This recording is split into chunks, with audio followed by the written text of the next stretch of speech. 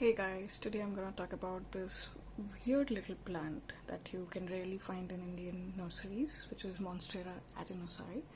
Uh, I bought this plant from a nursery a couple of months back after getting frustrated that I can find it nowhere, and all the online plants that I order either die on transit or never arrive or have very few leaves because of transport shock. So I finally got frustrated and bought this very terrible looking plant.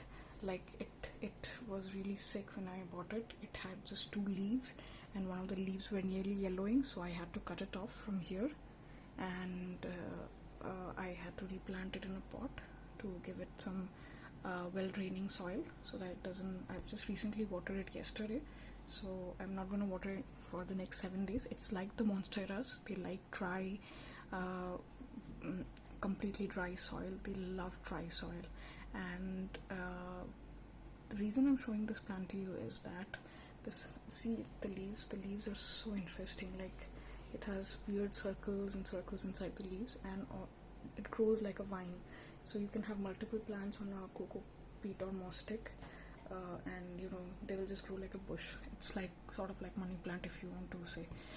These plants also have nodes. You can see there are one, two, three nodes here. So I had to clip off this leaf, but the interesting part is, even after clipping off the leaf, after settling into the weather and after a proper care, you can see that these guys have started putting out leaves. This is one, and this one is the second one. So two leaves are coming out, and hopefully they will be healthy. And if I can, I will buy another one so that I can really make a fuller looking Monstera adansonii plant. This is in the Monstera family, and you can propagate. Usually you can propagate if you have a large branch. You can find this plant in some of your friends. You can ask them for a cutting from. You have to have a node, and the nodes will grow roots if you put it in water. So it works with water propagation. So I think that's pretty much it. They like well-drained soil. These are perlite that you can see. It's a mixture of cocoa peat and perlite, some sand, cocoa peat, normal soil, some fertilizer and perlite. You see the black spots that are there. They were already there when I bought it from nursery, but they are not worsening, so I am guessing that it's happier here than it was in the nursery.